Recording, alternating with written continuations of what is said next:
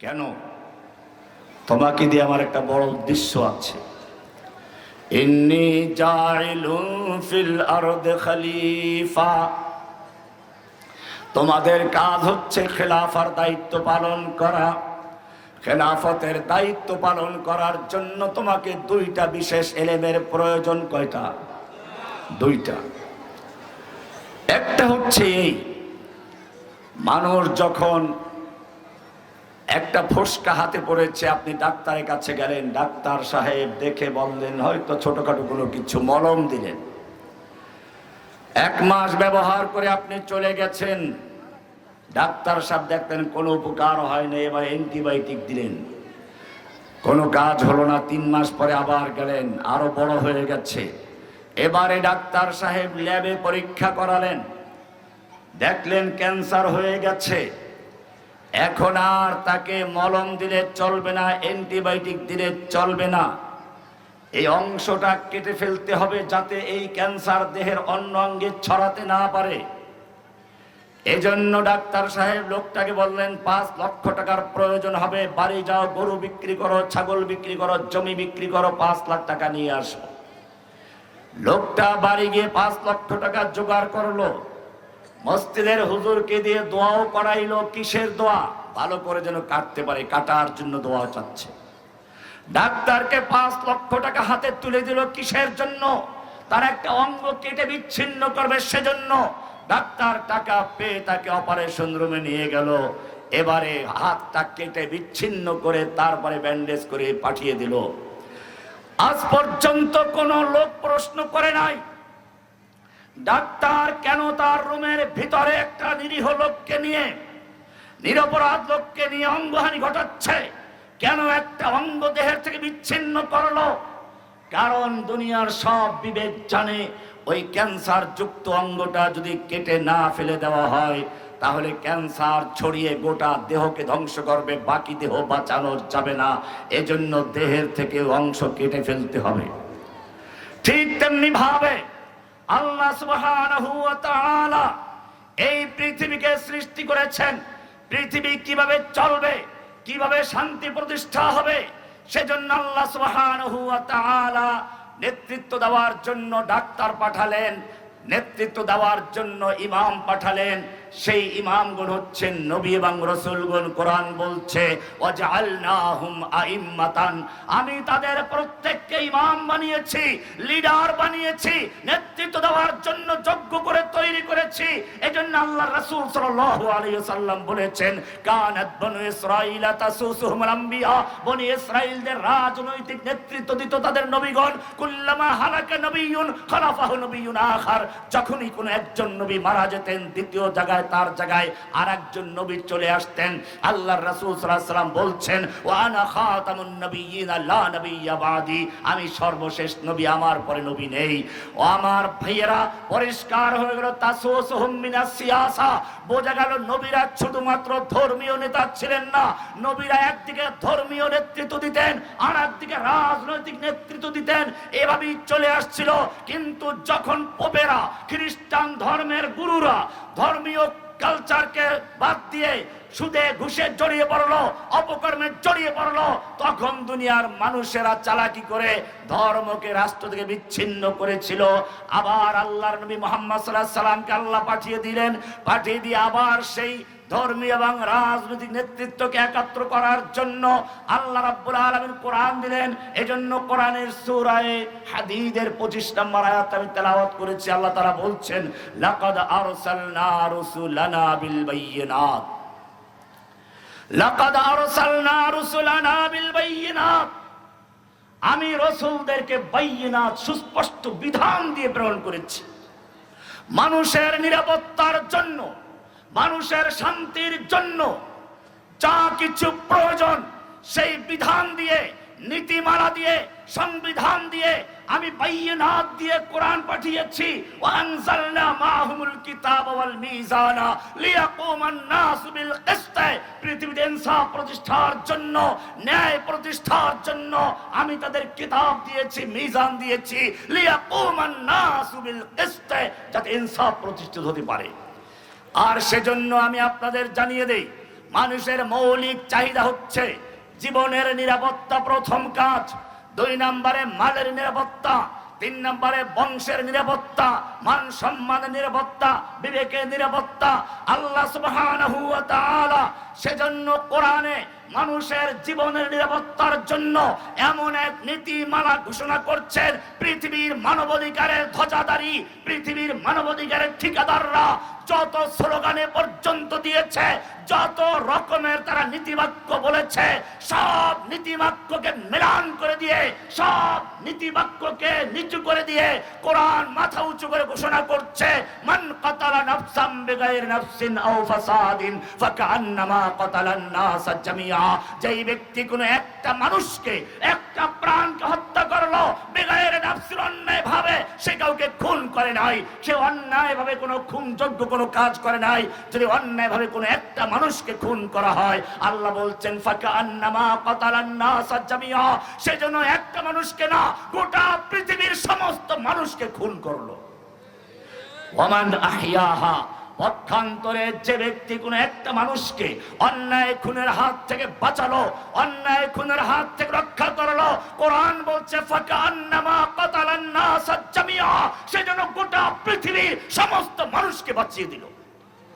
আছে পৃথিবীর কোন মানবাধিকারের স্লোগান যা কোরআনের এই বাণীর সমতুল্য হতে পারে, জীবনের নিরাপত্তার জন্য এমনটা হতে পারে? কোরআন বলছে মান কাতালা নাফসান, মান কাতালা নাফস মুতাআম্মিদান, যে ব্যক্তি কোন একটা মানুষকে মুতাআম্মিদান ইচ্ছে করে খুন করলো, ফাজাযাহু জাহান্নাম, সে চিরস্থায়ী জাহান্নামে থাকবে, খালিদান ফিহা, চিরস্থায়ী জাহান্নামে থাকবে। আল্লাহ রাব্বুল আলামিন এত ওয়াজ করার পরে এবারে অপারেশনের জন্য হুকুম দিচ্ছেন, যাদেরকে এই মলমে কাজ হবে না, এই বাইয়িনাতে কাজ হবে না, তাদের জন্য এবার অপারেশন শুরু হচ্ছে। কোরআন বলছে ইয়া আইয়ুহাল্লাযীনা আমানু কুতিবা আলাইকুমুল কিসাসু ফিল কতলা, হে ঈমানদারগণ শুনে রেখো, যদি কোনো ব্যক্তি আল্লাহর এই বিধানকে অমান্য করে অন্যায়ভাবে কাউকে খুন করে, তাকেও খুন করে হত্যা করতে হবে, জনসমক্ষে এনে তলোয়ার দিয়ে দ্বিখণ্ডিত করে তার গর্দানটা উড়িয়ে দাও। যারা দেখবে, যারা শুনবে, যেন কোনো মানুষকে খুন করার সাহস না করে। মূলত আদম আলাইহিস সালাতু ওয়াস সালামকে যখন জান্নাত থেকে নামিয়ে দেওয়া হলো, সঙ্গে তার স্ত্রীও আছে, তিনি জানতে পারলেন ইবলিসকেও তাদের সঙ্গে নামিয়ে দেওয়া হচ্ছে। চিন্তায় পড়ে গেলেন, যেই ইবলিস আমাকে ধোঁকা দিল, জান্নাত থেকে বের করে ছাড়লো, ওই ইবলিস আবার আমার সঙ্গী দুনিয়া যাচ্ছে, ও তো আমাদের সন্তানদেরকেও ধোঁকা দিবে। আরো দুশ্চিন্তার বিষয় ছিল, আমার সন্তানের বয়স হবে 50, 60, 100 বছর, ওর বয়স হবে কিয়ামত পর্যন্ত। আমার সন্তানরা যখন একটু অভিজ্ঞতা অর্জন করবে, শয়তানি সম্পর্কে একটু অভিজ্ঞতা বুঝে উঠবে, অর্জন করবে, তখন তার মৃত্যুর সময় ঘনিয়ে আসবে। পক্ষান্তরে ইবলিস তার সারা জীবনের জমানো কলা কৌশল দিয়ে একটায় না হয় আর একটা দিয়ে সে আমার সন্তানদের ধ্বংস করবে। আদম আলাইহিস সালাম যখন এই চিন্তা করছিলেন, আল্লাহ রাব্বুল আলামিন আদম আলাইহিস সালামকে জানিয়ে দিলেন, কুলনা হাবিতু মিনহা জামিআ, আদম তুমি এবং তোমার স্ত্রী এবং তোমাদের মাধ্যমে কিয়ামত পর্যন্ত যত সন্তান আসবে তোমরা নিশ্চিন্তায় নেমে যাও, কোনো চিন্তা নেই, কোনো ভয় নেই। শয়তান তোমাদের ইচ্ছে করলে গুমরাহ করতে পারবে না, পথভ্রষ্ট করতে পারবে না, তোমাদেরকে ইচ্ছে করলে ফুটবল বানাতে পারবে না। কারণ হচ্ছে এই, আমি তোমাদেরকে এমনি ছেড়ে দিব না। ফাইম্মা ইয়াতিয়ান্নাকুম মিন্নি হুদান, আমার পক্ষ থেকে তোমাদের জন্য নীতিমালা যাবে, সংবিধান যাবে, আমার পক্ষ থেকে আইন কানুন যাবে। ফামান তাবিআ হুদায়া, যেই ব্যক্তি আমার সেই বাতলানো, আমার পাঠানো নির্দেশনা মেনে চলবে, আমার সংবিধান অনুযায়ী জীবন গঠন করবে, যারা যেই সমাজ আমার সেই সংবিধানকে বাস্তবায়ন করবে, ফালা খাউফুন আলাইহিম ওয়ালা হুম ইয়াহজানুন, সেই জাতির, সেই পরিবারের, সেই দেশের কোনো ভয় নেই, কোনো চিন্তা নেই। তাদের সংরক্ষণ করবেন কে? আদম আলাইহিস সালামকে আল্লাহ রাব্বুল আলামিন এই আশ্বাস দিয়ে দিলেন, নবীরা দুনিয়াতে আগমন করবেন, আল্লাহ সুবহানাহু ওয়া তাআলা তাদেরকে নেতৃত্ব দেওয়ার জন্য যে ইলমের প্রয়োজন তাও শিক্ষা দিলেন। কোরআন বলছে ওয়া আল্লামা আদামাল আসমাআ কুল্লাহা। আল্লাহ রাব্বুল আলামিন আদম আলাইহিস সালামকে নাম সমূহ শিক্ষা দিলেন, কুল্লাহা সবকিছু। কিসের নাম শিক্ষা দিলেন, কেন শিক্ষা দিলেন? আবার ফেরেশতাদের সামনে উপস্থাপন করলেন, পারলে তোমরা বলো। দুনিয়ার সামান্য নিয়ম কানুন যারা জানে তারা জানেন, পরীক্ষার আগে যদি কোনো শিক্ষক তার ছাত্রদের মধ্যে একজনকে সব প্রশ্ন উত্তর শিখিয়ে দিল, প্রশ্ন আউট করে দিল, উত্তর শিখিয়ে দিল, আর একজনকে কিছুই জানায় না, এরপরে পরীক্ষা নিচ্ছে, পারলে বলো সে কিছুই জানে না। যাকে শিক্ষা দেওয়া হলো সে সব বলে দিল, এটা তো কোনো বুজুর্গের বিষয় না। তো আল্লাহ রাব্বুল আলামিন এটা কেন করলেন? মূলত বিষয়টা এখানে শিক্ষা দেওয়ার মধ্যে না, এর মাধ্যমে আল্লাহ জানিয়ে দিলেন আদমকে কি উদ্দেশ্যে সৃষ্টি করা হয়েছে, আদমের দায়িত্ব কি হবে, কাজ কি হবে। সেই দায়িত্ব আঞ্জাম দেওয়ার জন্য, আদমের সেই দায়িত্ব পালনের জন্য সব কিছুর নামের প্রয়োজন হবে, তাই তাকে শিক্ষা দেওয়া হয়েছে। ফেরেশতাদের প্রয়োজন নেই, তোমাদের কোনো দরকার নেই, সেজন্য শিক্ষা দেওয়া হয় নাই। এই কথা পরিষ্কার করার জন্য আল্লাহ রাব্বুল আলামিন আদমকে শিক্ষা দিয়ে তারপরে ফেরেশতাদের সামনে উপস্থাপন করেছেন। সৃষ্টির বেলায়ও যদি চিন্তা করেন, আল্লাহ রাব্বুল আলামিনের সৃষ্টির নিয়ম হচ্ছে যখনই তিনি কোনো কিছু সৃষ্টি করতে চান, কোরআন বলছে ইন্নামা আমরুহু ইযা আরাদা শাইআন আন ইয়াকুলা লাহু কুন ফায়াকুন। আল্লাহ রাব্বুল আলামিন যখন চন্দ্র সূর্য সৃষ্টি করে ইচ্ছে করেছেন, কুন বলেছেন, ফায়াকুন হয়ে গেছে। নদী নালা খালবিল সৃষ্টি করে ইচ্ছে করেছেন, কুন বলেছেন, ফায়াকুন হয়ে গেছে। গাছগাছালি পশু পক্ষী সৃষ্টি করে ইচ্ছে করেছেন, কুন বলেছেন, ফায়াকুন হয়ে গেছে। পাহাড় পর্বত সৃষ্টি করে ইচ্ছে করেছেন, কুন বলেছেন, ফায়াকুন হয়ে গেছে। কিন্তু মানুষ তোমাকে যখন সৃষ্টি করে ইচ্ছে করেছে তখন কুন ফায়াকুন দিয়ে নয়, খলাকতু বিয়াদাইয়া, আমি তোমাকে নিজ হাতে সৃষ্টি করেছি। তোমাকে কুকুর বানাই নেই, শুকুর বানাই নেই। কুকুর শুকুর রাস্তায় তারা মায়ের সঙ্গে জেনা ব্যভিচার করছে, বোনের সঙ্গে করছে, কোনো আইন কানুন নেই, নিয়ম নীতি নেই, লজ্জা নেই, শরম নেই। তোমাকে তো আমি তা করি নাই, তোমাকে সৃষ্টি করে আমি বলেছি ওয়ালাকাদ কাররামনা বনি আদম, আমি বনি আদমকে সম্মানিত করেছি। কুকুরকে সম্মানিত করে নাই, শুকুরকে সম্মানিত করে নাই, তোমাকে সম্মানিত করেছি।